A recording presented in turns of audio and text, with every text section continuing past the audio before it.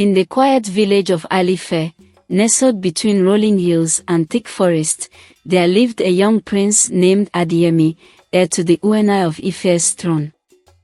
Adeyemi was beloved by his people, respected for his wisdom and strength. The kingdom expected him to marry a princess from a neighboring kingdom to strengthen alliances, but fate had a different plan. One fateful afternoon, while on a hunt in the thick forest near the sacred groves, Adeyemi stumbled upon Ifedayo, a beautiful maiden of humble origin. Ifedayo was the daughter of a poor farmer but carried herself with the grace of royalty. Their eyes met, and in that moment, both felt a connection stronger than any bond forged by royal decree. Days turned into weeks as Adeyemi and Ifedayo secretly met by the river under the cover of nightfall. Their love blossomed like the lotus flowers on the river's surface, but it was a love bound by chains. Royalty could never marry commoners, and Adeyemi's betrothal to Princess Morankeji loomed like a dark cloud. The couple knew their love would bring shame and chaos to the kingdom, but they could not tear themselves apart. Word spread through Alife that the Uenai had arranged Adeyemi's marriage to Morankeji, the daughter of the neighboring king of Oon. The village celebrated the news, but Adeyemi's heart was heavy with sorrow. At the palace, preparations began in full swing as traditional drummers played, and artisans crafted ceremonial gifts. Though his heart belonged to Ifedayo, Adeyemi could not break his father's decree without consequences. Torn by his inner turmoil, Adeyemi visited the sacred grove where the ancestral spirits were said to dwell. He poured libations and prayed for guidance, asking his ancestors if there was a way to be with Ifedayo without destroying his kingdom. That night, in a dream, the spirits appeared to him, warning him that to follow his heart would come at a great cost, but to ignore it would be to live a life devoid of true joy. Meanwhile, Ifedayo's family had begun to suspect her secret meetings with Adeyemi. Her father, though a humble farmer, held firm to Yoruba traditions and warned Ifedayo that such a union could never be.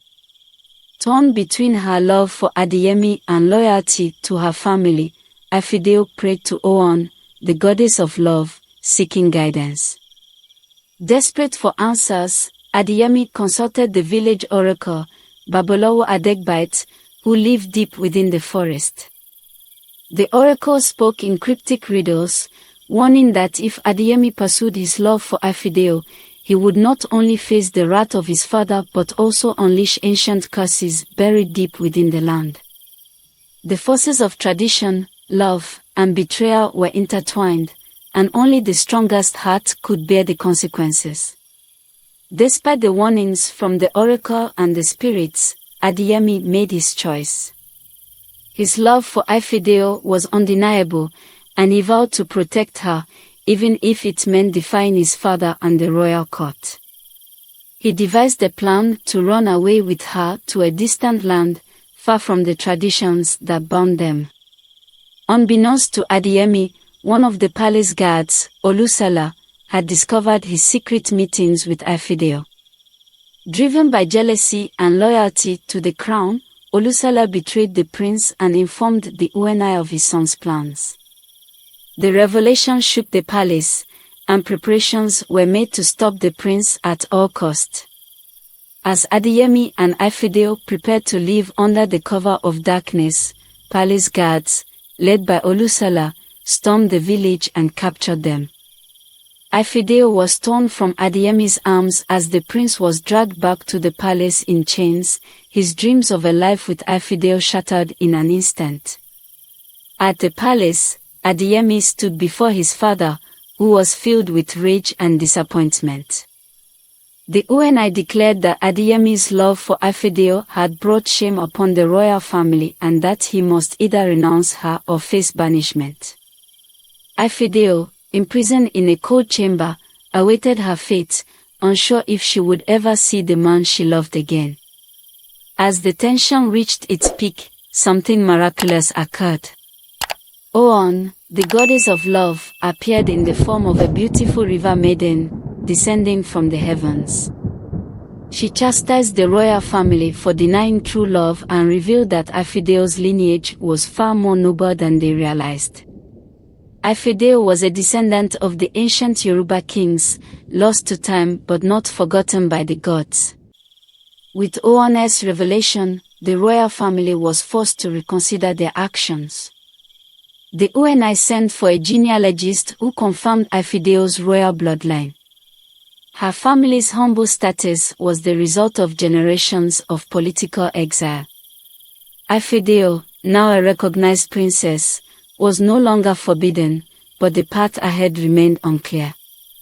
After much deliberation, the Oni made his decision.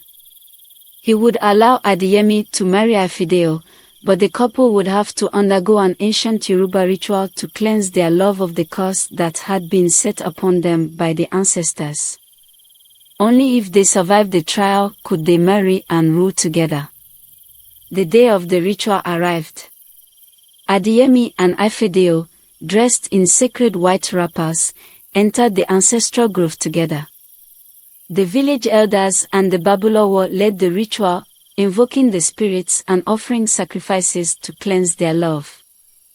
The ritual tested their hearts and souls, but together they endured every trial, proving their love was stronger than any curse. Having passed the test, Adeyemi and Ifedayo were finally united in marriage. The village celebrated with days of dancing, drumming, and feasting. Their love story became legend, a tale passed down through generations, reminding all who heard it that true love is a force that transcends tradition, family, and even the laws of the gods.